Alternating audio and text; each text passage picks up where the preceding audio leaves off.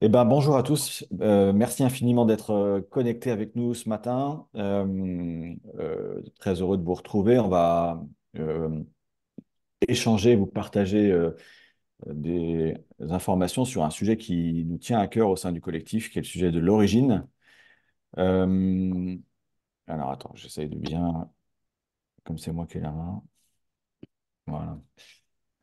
Euh, Sujet de l'origine sur lequel on travaille depuis 24 mois, puisque c'est il y a 24 mois que le collectif est né, mais qui est devenu particulièrement saillant dans l'actualité depuis quelques semaines avec la crise agricole dont on a tous été témoins, euh, qui a mis toute la chaîne sous tension en questionnement finalement sur la, la justesse de cette colère agricole.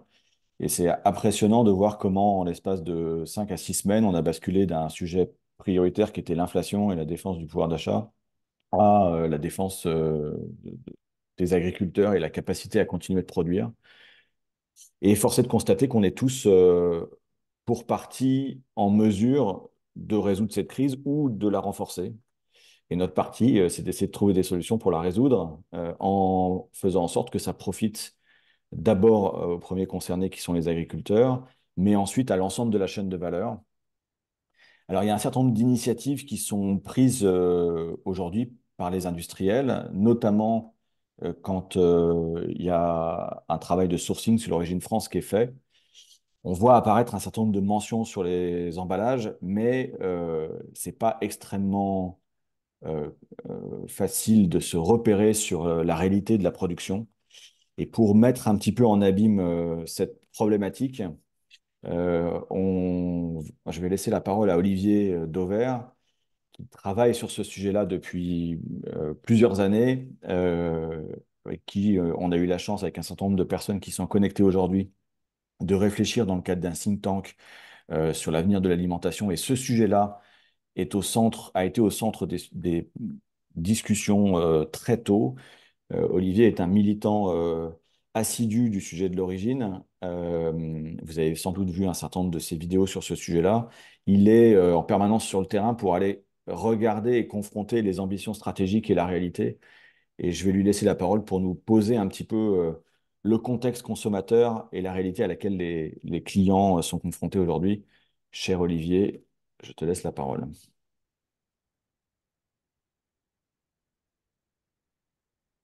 Voilà, on t'entend pas. Je sais pas si tu dois être en mute. Voilà. Est-ce que là, tu m'entends? C'est C'est bon. parfait. Ok, super. Bon, merci David. Quelques éléments de contexte dans les 8 minutes que j'ai pour en rattraper deux. Donc, c'est des sujets sur lesquels moi je travaille depuis à peu près 7 8 ans avec certains d'entre vous dans le cadre du think tank agroalimentaire, avec une posture qui est volontairement provocatrice, en sachant bien que ce dont j'appelle de mes voeux, c'est-à-dire un affichage d'une transparence totale, n'est pas un point d'arrivée réaliste, mais c'est plutôt une façon de secouer le cocotier pour que l'on ait quelque chose qui soit un bon compromis. Et je pense que David, tu présenteras à la fin de la réunion ce sur quoi vous avez réfléchi. Le point de départ, c'est le suivant, c'est de dire que si on veut qu'il y ait une souveraineté alimentaire, il faut qu'il y ait du revenu agricole. Si on veut qu'il y ait du revenu agricole, il faut qu'en bout de chaîne, le consommateur ait un consentement à payer qui soit suffisant pour que le revenu agricole le soit aussi. J'aime apprendre l'exemple de C'est qui le patron dont je suis administrateur, donc totalement subjectif, mais si au sein de la coopérative C'est qui le patron, on peut payer le lait 540 euros la tonne aujourd'hui, contre 400 à 450 suivant les négos qui sont en cours chez les industriels. C'est uniquement parce qu'en bout de chaîne, il y a un consommateur qui accepte de le payer 1,27 €. Je veux dire, il n'y a personne entre les deux qui est l'abbé Pierre. La laiterie Saint-Denis de l'Hôtel qui est en bouteille, c'est pas l'abbé Pierre. C'est qui le patron qui a des frais, c'est pas l'abbé Pierre non plus. Et les distributeurs ne le sont pas davantage. Donc le point de départ, c'est de se dire comment travaille-t-on le consentement à payer du consommateur, c'est-à-dire comment modifie-t-on la demande des consommateurs. Et on veut répondre à un sujet économique qui est la misère agricole par une réponse économique qui est ben, le consommateur, c'est lui qui va, en modifiant sa demande, inciter les industriels à sourcer français Et pour une part d'entre eux, en tous les cas, pour ceux qui le veulent et ceux qui le peuvent, je parle des consommateurs, ils iront donc vers des produits dont la part d'ingrédients français est plus importante. L'idée, c'est de dire qu'aujourd'hui, on ne permet pas au consommateur qui le veut et qui le peut de choisir en toute connaissance de cause, parce qu'il n'y a pas de transparence sur l'origine, il n'y a que du marketing opportuniste. Et pour ceux qui me suivent, vous savez que je suis très sévère, mais je m'en cogne, parce que c'est justement ma liberté de secouer les consciences et même parfois de vous provoquer. Peut-être que certains en ont été victimes de ceux qui sont autour, et c'est vraiment pas grave. Mais aujourd'hui, vous ne mettez l'origine que quand elle est vertueuse. Donc ça ne s'appelle pas de la transparence, ça s'appelle du marketing, de l'opportunité, de l'opportunisme. C'est tout à fait légal, il n'y a aucun problème, mais ce n'est pas de la transparence. Parce que quand je suis Sodebo, que je fais une salade poulet César, en face avant du pack, je mets poulet en gros parce que c'est l'ingrédient principal, normal, que je mets un drapeau français bleu, blanc, rouge parce que je suis une entreprise française, c'est totalement la vérité, j'ai pas de problème. Que je mets un drapeau bleu, blanc, rouge parce que les œufs ils sont français, c'est totalement la vérité, je n'ai pas de problème. Mais pourquoi me cache-t-on l'origine du poulet à ce moment-là? Il faut tourner le pack et il faut voir derrière qu'il y a marqué en tout petit, en caractère 2 et maigre, il y a marqué poulet origine UE. Et donc, c'est cette asymétrie que je pointe parce qu'en réalité, quand on met un drapeau français pour l'entreprise ou un drapeau français pour une partie de l'origine des ingrédients, on laisse à penser à une réalité qui n'est pas la vérité. Et donc, moi, je milite tout simplement pour que les entreprises mettent d'une manière transparente la réalité des ingrédients. D'abord parce que UE, ça ne veut rien dire. La France est dans l'UE, donc on peut peut-être considérer que le poulet, il est français puisque c'est marqué poulet UE. J'ai pris Sodebo, mais pour ceux qui me suivent, vous savez que je tape et côté distributeur et côté industriel. Je veux dire, il y a aucun sujet. Et au-delà des exemples, c'est une non-transparence assez générale. Il y a quelques années, avec Balance ton origine, première étape, c'est-à-dire que c'était avant 2020, on avait déjà réussi à secouer quelques consciences, à faire signer toutes les enseignes, mais malheureusement qu'une poignée des industriels sur un manifeste pour appeler à plus de transparence. On a vu des choses, alors très insuffisantes, mais on en a vu, et je dois constater qu'en la matière, les distributeurs sont globalement plus engagés que les industriels. Le Franco-Score d'Intermarché, il est né parce qu'il y a eu Balance son origine des années 2018-2019. Le savoir d'achat de Leclerc, il est né parce qu'il y a eu Balance son origine. Et pour ceux, parce que j'imagine que vous êtes nombreux industriels, je voudrais vous sensibiliser à cette idée-là. Leclerc, qui n'est pas vertueux surtout, hein, ce n'est pas le sujet, mais juste pour vous montrer qu'il y a des moments où il y a des boîtes qui osent la transparence. Leclerc, pour ses compotes à pertiser, les compotes en coupelle, il met l'origine des fruits. Il n'y a pas que ce marché-là, mais je vous prends celui-là, vous irez le vérifier si vous ne me croyez pas.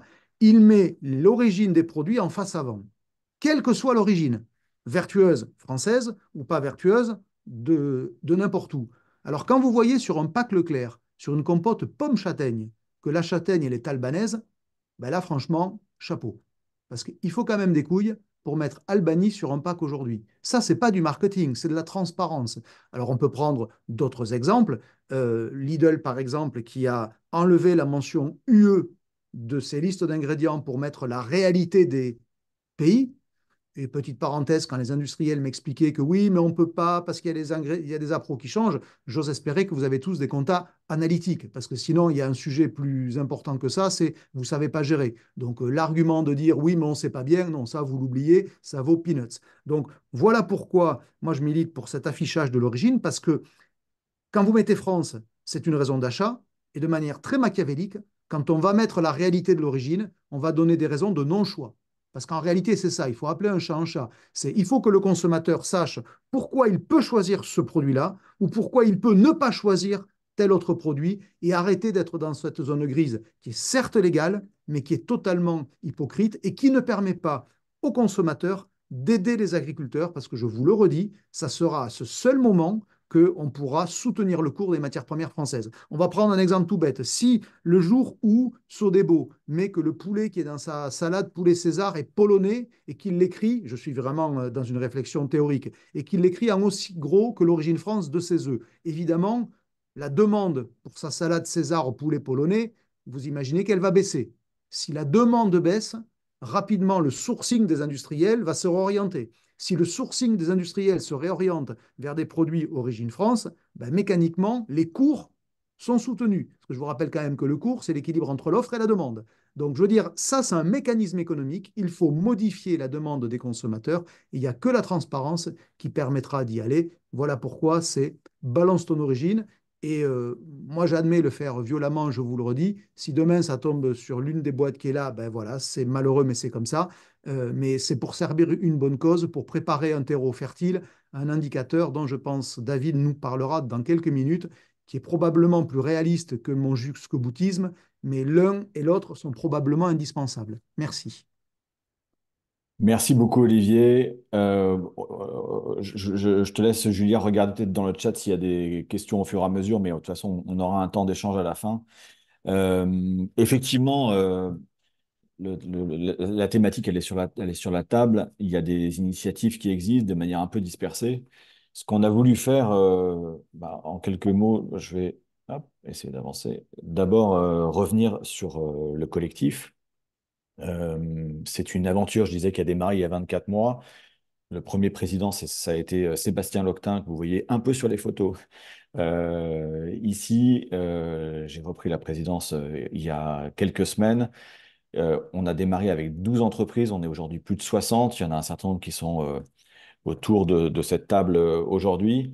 Je suis hyper fier de représenter ces industriels qui, effectivement, posent le sujet tel que tu l'as posé, Olivier, en disant le sujet pour regagner la confiance des consommateurs, c'est qu'on puisse répondre à trois questions qui nous posent en permanence. C'est-à-dire, je veux savoir d'où vient ce que je mange, je veux savoir par qui c'est fait et je veux savoir comment c'est fait. Ça, c'est des questions récurrentes qui viennent de manière stable depuis 20 ans.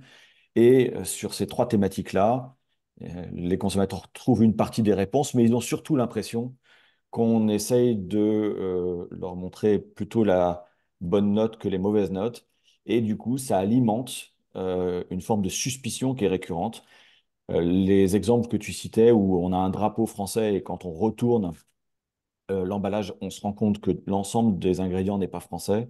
Et bien finalement, après une première étape où on a été séduit dans le rayon, on se retrouve à se dire, ah bah en fait, je me suis fait avoir. Et ça dessert la marque au final et ça dessert la catégorie en général. Donc ces 60 marques se sont dit, on ne peut réussir à valoriser correctement les efforts qui sont faits que si le consommateur peut avoir accès à l'information et choisir en conscience, comparer concrètement ses offres dans le rayon. C'est quelque chose qu'on a su faire sur un des trois piliers du collectif avec la nutrition. La mise en place du Nutri-Score, ça a été un exemple, je pense, remarquable, même si le Nutri-Score n'est pas parfait, mais on a réussi alors même que on pouvait dire avant l'arrivée du Nutri-Score qu'il y avait la possibilité pour les consommateurs de trouver l'information nutritionnelle. C'est ce que disaient certains industriels en disant mais l'information est déjà disponible. Elle était effectivement disponible au dos des packs, en taille 2 dans la même police que celle dont parlait Olivier, au dos des packs. Et si vous n'aviez pas fait bac plus 12 en nutrition, c'était extrêmement compliqué de savoir véritablement quel était l'apport nutritionnel. Quant à comparer les offres entre elles, impossible dans le temps imparti par un achat dans un rayon alimentaire. Donc l'arrivée du Nutri-Score a permis d'homogénéiser l'information, de comparer les produits entre eux, et puis d'aider les consommateurs objectivement à choisir. Et avec un peu de recul aujourd'hui, on a vu que les produits A et B avaient été davantage choisis, les produits D davantage choisis aussi, hein. C'est un reproche qui avait été fait au Nutri-Score parfois de mettre la lumière sur des produits D et E, mais les produits D et E, c'est des produits gourmands et les consommateurs continuent de les choisir. Donc ça, c'est extrêmement intéressant. Et ça a aussi amené les industriels, moi je l'ai vu parce que j'étais à la direction du marketing stratégique de Fleury Michon à ce moment-là, ça a amené les industriels à reformuler leurs produits parce qu'on a tous été à l'école et on a envie d'avoir des bonnes notes, même 20 ans après. Donc, les produits qui étaient C et pas très loin de passer B, ils sont assez facilement passés B par de la recherche et développement parce qu'il y avait un bénéfice à afficher une meilleure note. Et on voudrait travailler vraiment exactement sur ce principe, sur l'ensemble des piliers. Donc la nutrition, c'est le premier. L'affichage environnemental, c'est un sujet sur lequel on travaille d'arrache-pied aussi avec l'ensemble des parties prenantes. Et puis le sujet d'aujourd'hui, c'est effectivement le sujet de l'origine. On a voulu essayer d'objectiver ce que disait Olivier tout à l'heure en disant finalement, on a tous le sentiment et l'intuition que c'est pertinent de faire ça, de l'afficher, de donner la possibilité aux consommateurs de choisir. Qu'est-ce qui se passerait si on le faisait vraiment? Donc on s'est mis en situation d'évaluer l'impact sur l'information et sur le business de l'apparition d'un affichage de ce type-là. Pour faire ça, on a mis en place un dispositif d'études robuste avec un institut que vous voyez en bas, qui est Apinio, et on a réalisé un terrain en pleine période d'inflation. Je précise ce point-là parce que c'est important sur notamment les indices prix. Euh, pour faire une évaluation, je vais vous expliquer donc un échantillon représentatif de la population du 14 au 19 septembre. On commence par des questions générales et on dit, est-ce que l'affichage de l'origine, c'est quelque chose qui est très important pour vous? À 86%, les Français nous disent oui, c'est extrêmement important. On était avant la crise agricole, donc on voit bien que le sujet, il est structurant et très présent. Dans la petite estrade qui est en bas à droite de l'écran, vous voyez que c'est le troisième marqueur derrière le rapport qualité-prix. Donc, très intéressant parce que inflation présente à l'esprit, il n'y avait pas de sujet mais donc extrêmement présent. Ce que derrière l'origine, ce que mettent les gens, ça je pense que c'est vraiment important parce que un des partis pris du collectif, c'est aussi de se positionner du côté des consommateurs et d'essayer d'apporter des réponses par rapport à leurs interrogations. Premier élément qu'ils mettent en tête de gondole sur l'origine, c'est le soutien aux producteurs locaux. Donc on est exactement dans la problématique qu'évoquait Olivier. Les Français disent, en achetant l'origine France, notamment, je soutiens les producteurs français à 59%. À 57%, juste derrière, ils disent, je pense que quand j'achète français, c'est un peu meilleur en termes de qualité. Bon, ça c'est un peu subjectif, mais néanmoins, il y a cette dimension fierté et d'appartenance qui ressort très fort. Troisième niveau, le goût. Et quatrième niveau, la réduction de l'empreinte carbone. Les gens se disent, si j'achète pas trop loin, ça sera un peu moins transporté et effectivement un peu moins impactant pour la planète. Donc vous voyez le soutien aux producteurs locaux en un et l'empreinte carbone en dernier. Donc il y a un enjeu sur le système d'affichage. Qu'est-ce qui se passe si on essaye de proposer une solution? Au sein donc du collectif, avec un groupe de travail composé des marques que je remercie de nouveau là parce que voilà, elles mettent du temps, elles prennent du temps, de l'énergie pour essayer d'apporter des idées originales et des solutions, sachant qu'elles veulent avancer dans ce sens-là. On a réussi, grâce à cette contribution, à développer cette proposition que vous avez sur l'écran là, qui se construit en deux parties, comme vous le voyez. Il y a un camembert en haut et une petite usine en bas. Le camembert en haut permet de donner l'information factuelle sur les ingrédients qui constituent la recette du produit. On a deux catégories, Union européenne, hors Union européenne. Au sein de l'Union européenne, on donne la possibilité d'indiquer l'origine nationale. Donc pour les Français, ce serait France. Si jamais ce logo est utilisé en Espagne, ce serait la part espagnole qui serait mise en avant. Et on a construit ce logo aussi grâce à la contribution des membres et par rapport aux précédents qui avaient été un peu difficiles sur certaines initiatives, pour faire en sorte qu'il soit transposable au niveau européen. Parce que on est dans un marché européen et on ne peut pas faire en France des choses qui seraient de la distorsion de concurrence européenne. Donc on a fait en sorte que ce logo puisse servir l'ensemble des pays européens. Et c'est pour ça que vous voyez la part UE notamment qui apparaît très clairement sur ce logo. Et puis dans l'usine en bas, on a le lieu de transformation. Olivier disait tout à l'heure que parfois on met en avant fabriqué en France avec un gros drapeau sans forcément indiquer l'origine des ingrédients. L'enjeu pour nous, c'est d'adresser ces deux sujets Mm. de manière très claire.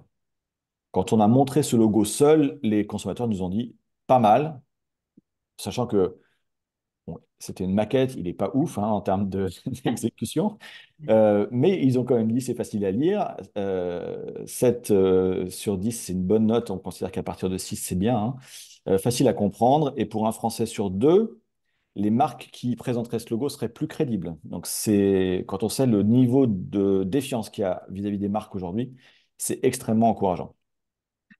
Donc, il est, voilà, en substance, j'ai déjà évoqué cette thématique-là. Et puis, une fois qu'on l'a matérialisé, on a fait une évaluation de son impact en 3 temps. Hyper important parce que on voulait s'assurer de la robustesse des résultats. Premier temps, on a choisi 3 catégories, hein, donc le ketchup, les haricots verts et les yaourts. Premier temps, on montrait juste les produits tels qu'ils sont aujourd'hui dans les magasins, donc avec les emballages actuels et rien d'autre. Donc là, on avait une première intention d'achat qui permettait de voir comment se distribuaient les parts de marché. Première information. Deuxième information, je vous ai dit tout à l'heure qu'on était en pleine période d'inflation en septembre quand on a fait ça. On a fait une deuxième évaluation où on mettait à côté de ces informations produits le prix à l'unité et au kilo. Et donc là, on a un changement des intentions d'achat assez spectaculaire au profit des marques distributeurs notamment, qui reflète très très bien la réalité du marché, puisque quand on est sur cette deuxième étape d'évaluation, on colle quasiment aux parts de marché de chaque catégorie. Et puis dans un troisième temps, une fois qu'on avait cette évaluation, on mettait en place le logo Origine sur l'ensemble des packs pour évaluer ce qui se passait. Alors, je vais vous montrer 3 slides sur le ketchup. Donc, à chaque fois, on a une marque distributeur pour avoir le cœur, enfin, l'entrée de gamme, on va dire. On n'est pas allé jusqu'au premier prix, on a pris la MDD. Et on a une ou deux marques leaders sur le marché. Et puis, on a une marque un peu plus premium qui travaille sur le sujet de l'origine. Euh, à chaque fois, c'est un adhérent du collectif, euh, je le précise. Donc ici, c'est Node, pardon, qui est une marque de Biofutur. Euh, Première donc intention d'achat, c'est la petite barre grise. Ensuite, c'est celle qui est en bleu. Vous voyez que entre la première étape sans prix et la deuxième étape avec prix, ben, on passe de 14 à 22% de part de marché, ce qui signifie bien la robustesse de l'étude et qui montre que effectivement le prix est important. Et puis en troisième lieu, on met l'information origine où on compare. Donc là, les consommateurs, comme pour le Nutri-Score, ont la possibilité de comparer toute l'offre. Et vous voyez que c'est assez spectaculaire ce qui se passe, puisque la part de marché du produit Node, qui était à un peu moins de 1% avec son prix dans la configuration conventionnelle, passe à 12%, donc c'est quasiment c'est x10, au détriment un petit peu de la marque distributeur et des autres marques du rayon. Donc ça crée une appétence, comme disait Olivier, extrêmement forte. Donc sur ce rayon-là, en particulier parce qu'il y a peu d'informations sur l'origine et les gens se sont rendus compte que les marques étaient à minima en UE, voire en hors UE, et ça a beaucoup, beaucoup interpellé. Sur le segment du yaourt, on a pris la marque Vrai, qui est un adhérent du collectif. Et on a été un peu pervers parce que sur ce marché du yaourt, la majorité des fabricants valorisent le lait français, et c'est une très bonne chose. On a pris un yaourt aux fraises pour aller jusqu'au bout de l'exercice et valoriser, voir ce qui se passait sur un yaourt avec du lait français et des fraises françaises, ce qui était le cas de Vrai. Vous voyez là que les différences sont plus subtiles parce que j'ai 80% qui se compare avec un 93%. Donc c'est quand même, il faut être assez assidu pour voir que Vrai est largement au-dessus. Néanmoins, la part de marché passe de 8 à 19% sur cette proposition de valeur-là, avec du lait français et des fraises d'origine France, au détriment, là aussi, de la marque distributeur, de la marque et des autres marques du marché. Extrêmement impressionnant, donc x2 ou x10, gros impact business à partir du moment où l'origine est affichée par tous les acteurs du marché.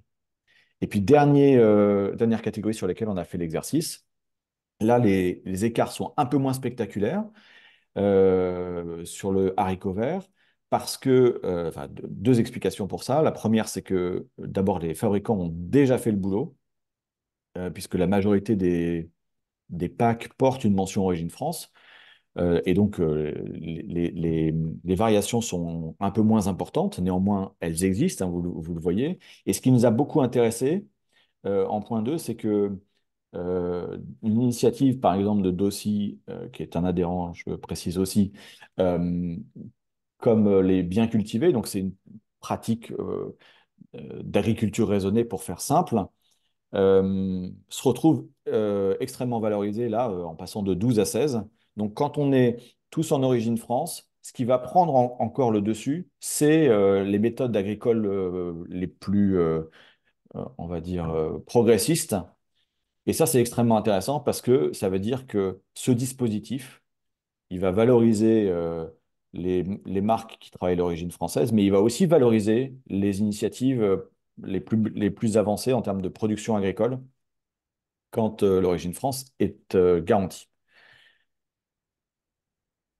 Donc, c'est des informations qu'on a trouvées incroyables parce que ça permettait, comme disait Olivier, d'objectiver de manière hyper factuelle quelque chose dont on avait l'intuition, mais qu'on a pu démontrer ici, c'est-à-dire qu'à partir du moment où l'information, on donne la possibilité aux consommateurs d'avoir accès à l'information, les parts de marché changent. Donc il y a un intérêt business, au-delà de l'intérêt agricole qui est évident, il y a aussi un intérêt business pour les marques de s'emparer de ce sujet. Et donc tout le monde y gagne en fait. Les industriels y gagnent parce qu'ils augmentent leur part de marché, ils rétablissent la confiance vis-à-vis de leurs clients. C'est quand même un peu le euh, premier devoir d'une marque. Et en faisant tout ça, ils tirent les origines et donc la production et potentiellement les meilleures pratiques agricoles. Donc il y a une autoroute à prendre qu'on a décidé de prendre pour l'instant à 60, mais on espère qu'il y a un certain nombre d'entre vous qui ont vu cette étude et dans la configuration actuelle auront envie de rejoindre le dispositif et le mouvement parce que c'est, je pense, une chance historique là qu'on a dans le contexte actuel pour réussir à sauver la ferme France. C'est vraiment ça le sujet, c'est ça l'enjeu, hein. Il y a 500 000 agriculteurs en France aujourd'hui et la moitié qui partent à la retraite dans les 10 ans qui viennent. Et donc, on a entre les mains la possibilité de dessiner un paysage ou un autre. Et donc, chaque décision que vous prenez en tant qu'industriel, en tant que distributeur, en tant que citoyen, a des conséquences maintenant sur la capacité qu'on aura à produire une offre agricole en France à horizon 10 ans, c'est quand même demain. Alors la bonne nouvelle, encore une fois, je tire un coup de chapeau aux adhérents depuis tout à l'heure, mais l'atelier V a décidé d'appliquer l'affichage de l'origine avec le logo qu'on a mis en place et ça va être unpack, pardon, ça va être mis en place à partir du mois de mars. Et je leur tire mon chapeau puissance 1000. Et, et on espère qu'ils seront suivis rapidement par d'autres. Donc, en synthèse, une opportunité incroyable. Et pour pouvoir avancer sur ce sujet, on travaille d'arrache-pied pour soumettre une proposition de loi afin, comme ça a été fait pour le Nutri-Score, qu'on puisse mener une expérimentation en France pour embarquer un maximum d'industriels et de distributeurs. Je pense que, Olivier, tu as raison de dire que c'est une thématique transverse et que les distributeurs ont beaucoup travaillé sur ces sujets-là. C'est aussi un levier pour eux de différencier leur marque propre et de montrer qu'il y a une valeur aussi à venir chez eux. Mais les industriels ne doivent pas être en reste. Il y en a 60 dans le collectif, j'espère demain encore plus. Cette proposition de loi donc, a pour vocation de lancer l'expérimentation en France. Et l'objectif, c'est dans un deuxième temps de la porter au niveau européen, parce qu'on ne peut pas tout faire en France, bien entendu. Ça doit se faire au niveau européen, comme j'ai expliqué tout à l'heure. On a un logo qui est Europe compatible, et donc on va faire en sorte de le porter, ce qu'on fait depuis quelques semaines, là, comment dire, les porteurs du macaron Origine France Garantie nous ont déjà dit qu'ils soutenaient l'initiative. On a rencontré des personnalités du monde économique et du monde politique, Bleu Blanc Cœur, la coopération agricole, la DEPAL, oui, Richard Ramos, Jérôme Vidal, qui est conseiller auprès de la ministre Olivia Grégoire. On a lancé cet appel conjoint avec Olivier le 26 janvier pour démultiplier l'impact et le nombre de marques qui adhèrent et qui s'engagent sur le sujet. On va rencontrer la FNSEA au tout début du Salon de l'Agriculture. Objectivement, on sent un vrai engouement, un peu plus fort forcément depuis la crise agricole de janvier, mais même avant cette période-là, on sentait qu'il y avait quand même une vraie appétence des acteurs qu'on rencontrait, donc ça nous rend très optimistes. Euh, mais l'optimisme, ça suffit pas, ça donne de l'énergie, mais maintenant il faut transformer l'essai. Donc pour faire ça, euh, on, on a envoyé un courrier à l'ensemble des députés de l'Assemblée nationale pour leur présenter la proposition de loi. Il y en a plus de 20 en l'espace de même pas une semaine qui ont répondu, et c'est extrêmement encourageant parce que habituellement, vous vous doutez bien qu'ils sont un peu moins prolixes pour parler notamment à des marques. Et là, c'est tous les bords politiques confondus, hein. Donc ça aussi, ça nous donne du baume au cœur parce que c'est l'opportunité de porter un projet de manière transpartisane et il n'y a pas de bord politique pour porter la résilience alimentaire. On a été extrêmement heureux d'entendre le Premier ministre Gabriel Attal dire qu'il voulait se saisir de ce sujet de l'origine. Et donc on dit chiche, allons-y. Nous, on a une proposition dont on n'est pas propriétaire, on est prêt à la mettre à disposition de tout le monde dès demain. Donc les 60 marques du collectif en premier lieu, mais toutes celles qui sont là aujourd'hui, qui voudront nous rejoindre, on est bien entendu prêt à en faire la promotion aussi, parce que c'est un sujet qui mérite largement un consensus sociétal. On va continuer de porter le sujet pendant le Salon de l'Agriculture et on souhaite, entre maintenant et le Salon de l'Agriculture, compter les soutiens supplémentaires qu'on va obtenir et on révélera avec Olivier les marques et les distributeurs qui ont décidé d'avancer sur le sujet pendant le Salon de l'Agriculture. Un dernier petit slide pour vous montrer que ce sujet-là, il est possible, il est génial et on peut le porter facilement au niveau européen parce que c'est là que ça se joue. C'est la députée Irène Prolet qui nous a fait ce témoignage. Je vais essayer de le lancer. Voilà. Et c'était notamment dans le cadre de la directive sur le miel. Vous savez que sur le miel, il y a, je ne sais pas s'il est connecté, mais on a un adhérent aussi qui pourra en témoigner.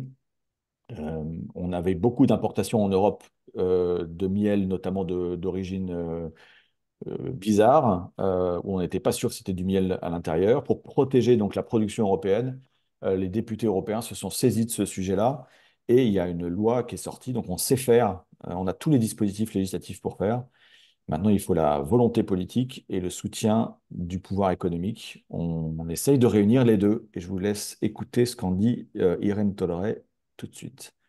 Chers amis, je voudrais tout d'abord remercier les organisateurs de cet événement de m'avoir invité à dire quelques mots sur l'étiquetage de l'origine des denrées alimentaires. Les consommateurs exigent de plus en plus d'informations transparentes sur les produits qu'ils achètent et l'origine, comme beaucoup le savent déjà, est de plus en plus un indicateur de la qualité des produits. En Europe, nous disposons de normes en matière de sécurité alimentaire et environnementale qui sont parmi les plus élevées au monde.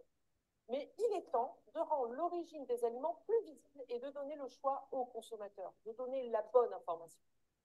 Aujourd'hui, j'aimerais mettre en avant un exemple que je considère comme emblématique, le miel. De nouvelles règles sur l'étiquetage de l'origine de ce produit sont actuellement débattues au sein des institutions européennes, compte tenu du niveau élevé d'adultération constaté sur le marché. En effet, le miel en provenance de pays comme la Chine ne répond majoritairement pas à la définition du produit établie par le Codex Alimentarius et qui est reprise par la législation européenne du miel comme un produit fait à partir des abeilles. Les consommateurs n'ont aucun moyen d'identifier le miel dénaturé ou frelaté du vrai miel et les producteurs européens doivent faire face à la concurrence des importations qui exercent une pression à la baisse sur les prix du marché.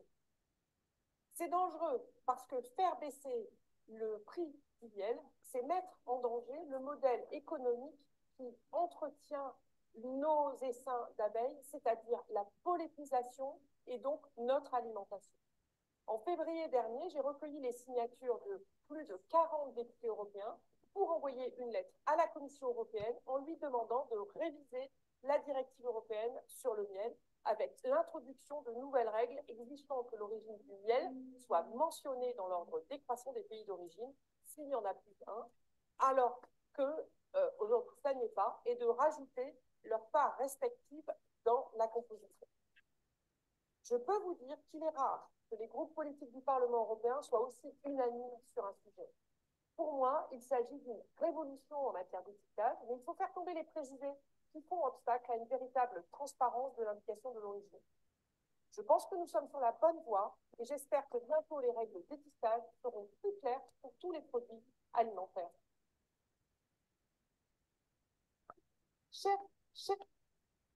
Voilà, on va le faire deux fois. Ben, nous aussi, je pense qu'on est sur la bonne voie. On est très enthousiaste sur ce dispositif. On est prêt à répondre à toutes vos questions et on est surtout prêt à vous accueillir au sein du collectif parce que on doit être encore plus nombreux à porter le sujet. Euh, Merci infiniment de ce moment et il y a d'autres membres du collectif qui sont connectés. Si vous avez des questions, n'hésitez pas, on est à votre disposition.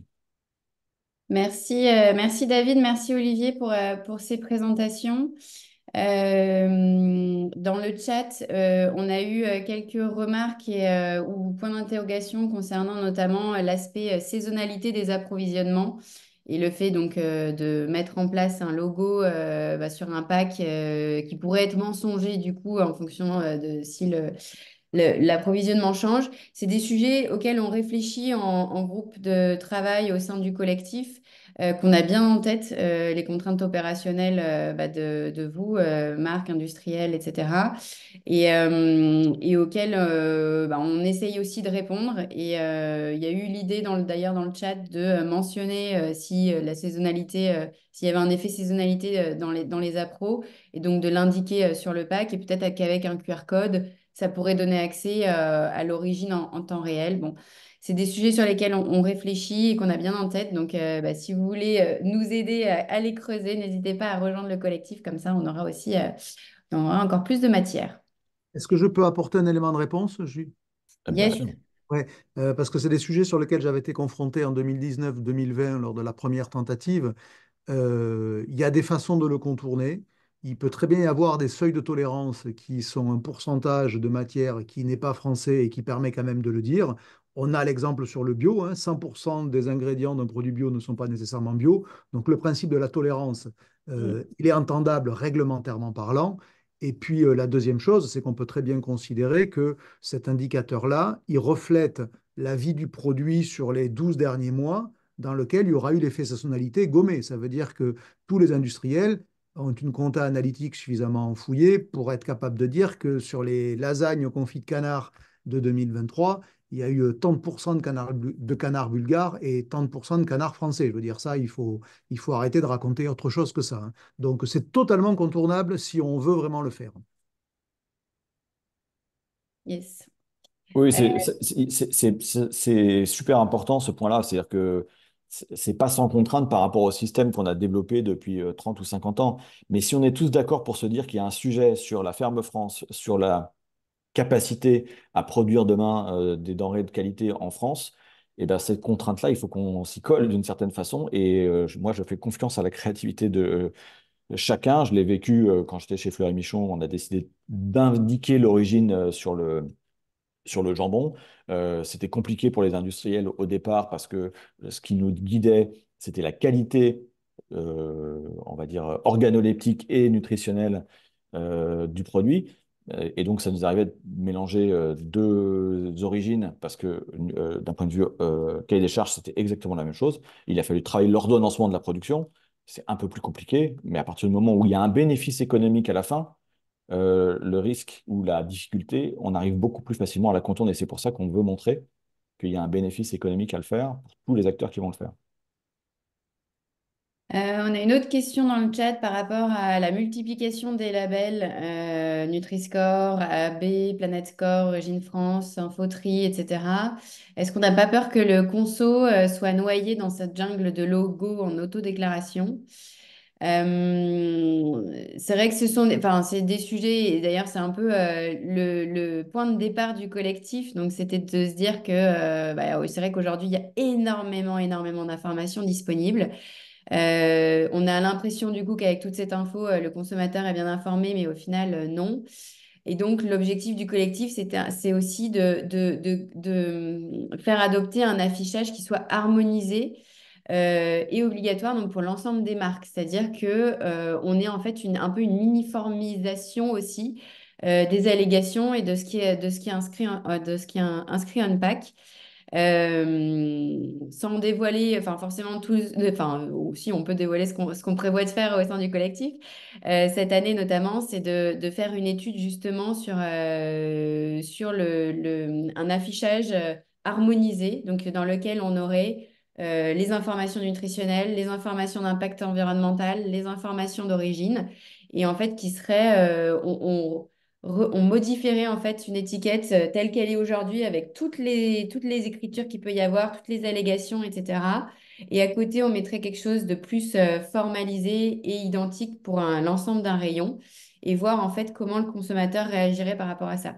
Parce qu'on se dit qu'en effet, il y a un problème de place sur les packaging, mais en sélectionnant l'information qu'on affiche, on peut réussir à faire passer les bons messages également. Sébastien, je ne sais pas si tu voulais réagir par rapport à ça. Ouais, non, je crois que, bonjour à tous, Sébastien Loctin. Je crois que tu as bien résumé le point, Julia. La noyade, elle est déjà existante. C'est-à-dire qu'aujourd'hui, il existe plus de 400 labels, sigles, entre guillemets, de qualité sur les packs. Et je crois que le consommateur, en croyant bien faire, aujourd'hui, finalement, n'y trouve pas son compte. Donc la noyade, nous, l'objectif du collectif, c'est plutôt comment sortir de cette noyade, comment proposer trois bouées au consommateur. Il ne se pose pas 50 000 questions, on lui met beaucoup de questions dans la tête, mais finalement, les trois fondamentaux, c'est est-ce que ce que je mange est bon pour ma santé? D'où vient mon alimentation? Et est-ce qu'elle est en train de compromettre la durabilité de notre environnement? Ce sont trois bouées qui doivent être adressées de manière très simple, lisible, on-pack. Et effectivement, ça va nécessiter de rationaliser et d'épurer beaucoup de mentions actuellement existantes.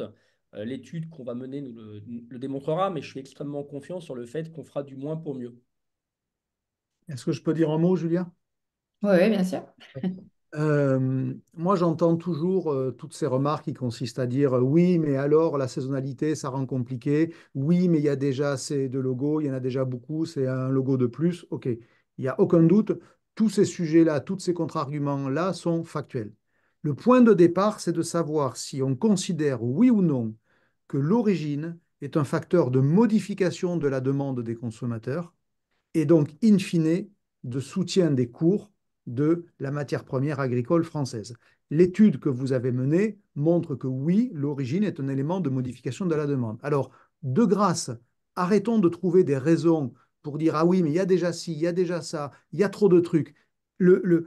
On est dans un état d'urgence agricole et agroalimentaire.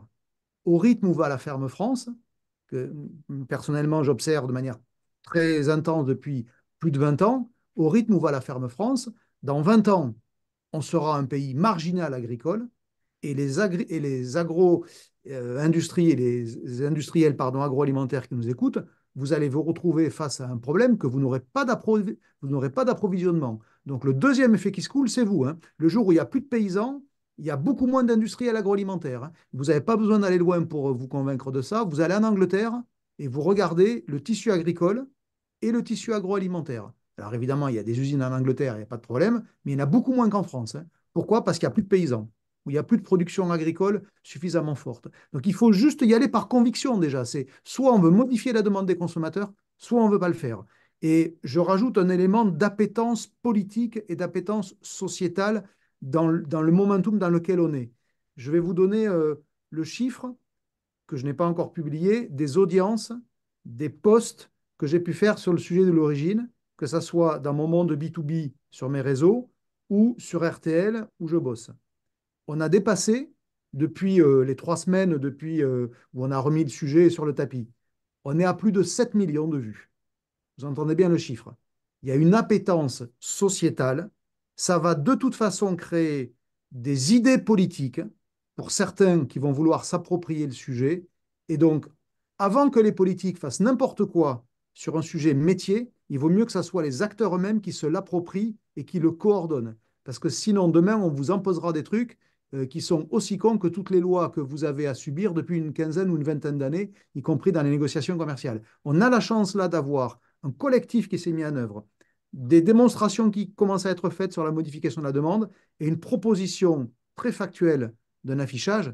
Arrêtons de dire, arrêtons de mettre en avant les raisons pour lesquelles il faut faire autre. Il ne faudrait pas que ça avance. Il faut. Voilà. Merci. Enfin, Olivier, j'abonde complètement dans ton sens. Je pense que c'est important de reprendre de la hauteur. On a montré effectivement économiquement que l'information de l'origine, elle crée de la valeur. Pour les industriels, c'est formidable. Mais je crois qu'il faut vraiment, tu as raison, de remettre l'enjeu au cœur de la table. En tant qu'industriel et en tant que marque alimentaire, la question, c'est on a perdu 1 million de paysans en quelques décennies. La question, c'est demain, c'est la question de nos approvisionnements en matières premières agricoles. Je crois que le véritable enjeu, il est là. Et la notion de c'est compliqué, je pense qu'il faut d'abord avancer avant de se poser des questions qui finalement peut-être, ou des complexités qui n'en sont pas. Quand on a créé le collectif il y a 2 ans, on l'a beaucoup entendu avec David, c'est compliqué, on n'y arrivera jamais. On voit bien que ça avance très vite, on est de plus en plus nombreux, le sujet est porté politiquement, et c'est vrai que si on s'était arrêté à la complexité du sujet, on n'aurait rien fait. Donc je te rejoins complètement, je pense qu'à un moment, il faut faire preuve de courage, il faut faire preuve de conviction pour avancer sur ce sujet, qui a évidemment toutes les chances d'aboutir, si on y met tous, effectivement, collectivement, de la bonne volonté. Bah, c'est vraiment un sujet qui est entre nos mains et chaque décision qu'on prend, en fait, elle change le destin de ce qu'on mangera dans 10 ans. Donc, ça vaut le coup de se casser un peu la tête, objectivement. Ça vaut le coup de résoudre quelques problèmes. Il y en a, on ne va pas les minimiser. Mais effectivement, il y a beaucoup plus de bénéfices à aller se coller au problème, là, rapidement, que d'attendre et de laisser le dispositif s'écrouler de lui-même. Franchement, on en est là. Et c'est plus enthousiasmant d'essayer de se remonter les manches pour résoudre le sujet. On fait tous partie de la solution et ensemble, on a moyen de construire quelque chose qui est beaucoup plus résilient. Ça se joue maintenant. Exactement, et d'autant, enfin, le momentum est vraiment adéquat. Comme l'a dit David tout à l'heure, on a eu des très bons retours là sur notre proposition de loi du côté de l'Assemblée nationale des députés. Gabriel Attal avait lui-même prononcé un discours le 1er février en disant qu'il promettait l'affichage de l'origine des produits alimentaires. Et donc, on a eu un super rendez-vous également hier avec Jérôme Vidal, donc à Bercy. Donc, c'est vraiment en ce moment qu'il faut agir. Et c'est pour ça aussi qu'on a organisé ce webinaire aujourd'hui pour vous, les marques. Déjà celles qui font partie du collectif, les remercier, et celles qui n'en font pas encore partie, vous proposer de vous associer à cette démarche, poser vos questions. On est conscient, comme on l'a dit précédemment, des contraintes et des difficultés opérationnelles que ça peut engendrer. On est conscient aussi du cercle vertueux qui peut en sortir derrière. Donc voilà. Alors, je Juste pour être regarde. très concret, en point de suite, on est en train de préparer une tribune qu'on va publier dans les prochains jours euh, pour poser cette problématique et déployer les solutions. Et on va proposer à chacun d'entre vous et à tous ceux qui le souhaitent de signer cette tribune pour déclarer leur intention d'avancer sur le sujet. Je pense que c'est voilà, déterminant et important. Et on se servira des signatures qui vont arriver sur cette tribune pour faire notre point avec Olivier au Salon de l'Agriculture. Yes. Je Euh, vais, je vais préciser dans le prolongement de vos rendez-vous, ce n'est pas un secret de toute façon. Je rencontre Olivia demain en one-to-one pour lui vendre l'idée qu'il y a un projet politique pour un homme politique que de s'approprier ça. yes. Et vu l'attente sociétale qu'il y a sur le sujet, j'ai pas de doute qu'elle y voit un os à ronger. Donc, voilà. Donc, ça va bouger. Donc, il vaut mieux, encore une fois, l'organiser de manière collective plutôt que de le subir de manière coercitive. On a eu une question dans le chat sur les moyens de contrôle des informations. Donc, comment garantir donc, que les informations affichées sont les bonnes, qui va faire ces contrôles, etc. Ça viendra en effet dans les réflexions et dans ce qui va être mis en place certainement. Aujourd'hui, les contrôles sont opérés par la DGCCRF et je pense, enfin, seront portés par ce service-là. Aujourd'hui, c'est pareil. Enfin, on a le sujet déjà, même dans les supermarchés, on affiche tomates origine Espagne ou France. Voilà, comment être sûr, enfin, j'en avais parlé avec quelqu'un chez Origine France Garantie à l'époque, comment être sûr que en fait, la tomate mise à un instant T derrière cet écriteau correspond, enfin, a bien cette origine, est bien d'origine Espagne ou d'origine France, etc. Ça, c'est quelque chose dont malheureusement on ne pourra jamais être certain à 300%. Mais en tout cas, au moins, le fait de devoir l'afficher, on estime que ça poussera certainement l'ensemble de la filière à essayer de s'améliorer ou à faire des choix, en tout cas plus vertueux sur le sourcing et sur l'amont. Et puis, comme tu dis, à partir du moment où c'est des mentions qui seront on-pack, elles seront contrôlées, donc on Mm. peut pas faire n'importe quoi, et c'est une très bonne chose. On trouvera les moyens, pas tout seul encore une fois, d'avoir quelque chose de très engageant pour les marques et qui permette la sécurité aussi pour les consommateurs. Ouais. Alors, on a une question aussi sur est-ce que des grandes marques ont décidé de rejoindre le mouvement avec la crise actuelle? Alors, on ne va pas spoiler, mais il y aura une annonce lors du Salon de l'agriculture enfin, en tout cas d'une jolie marque qui rejoint le mouvement et qui, on espère aussi, en encouragera d'autres. Et on espère que des distributeurs, comme disait Olivier, vont aussi rejoindre le dispositif parce que c'est l'ensemble de l'offre qui doit être concernée et ils ont une part de l'offre importante dans leur assortiment avec leur marque propre. Et ils ont déjà commencé à faire ce travail, donc voilà, bienvenue à tous ceux qui veulent avancer. On a une autre demande donc, pour tester l'affichage sur des packs. Donc, pour toutes ces questions un peu plus opérationnelles, vous pouvez m'envoyer un mail pour qu'on puisse voir ensemble les modalités. Comme David l'a mentionné tout à l'heure, donc on est très content et fier qu'une de nos marques, enfin une des marques du collectif l'Atelier V, ait décidé donc d'utiliser cet affichage sur ses lancements et ses innos donc, qui vont sortir tout début mars. Donc, on a hâte de voir se concrétiser ça. Donc, pareil, n'hésitez pas à m'envoyer un mail sur julia@onverité.fr sur ces sujets-là. Voilà. Je ne sais pas si enfin, si on a répondu à toutes les questions du chat. Je regarde rapidement. Si jamais ce n'est pas le cas, n'hésitez pas à lever la main et à poser votre question. Mais l'heure tourne Et et sinon, on est parfaitement dans le timing, donc voilà. effectivement, on peut poursuivre la discussion en dehors de ce webinaire avec Julia, avec moi, avec tous ceux qui le souhaitent. Tu vois pas, tu vois pas Non, d'autres. je Eh ben, crois que... écoutez, merci infiniment pour ce moment. Merci Olivier d'avoir été avec nous et de porter ce sujet aussi bien et aussi fort. Et on va continuer euh, de plus en plus nombreux et c'est très réjouissant. Merci à tous. Merci à tous. Merci David et Olivier pour les présentations. Et à bientôt. À bientôt.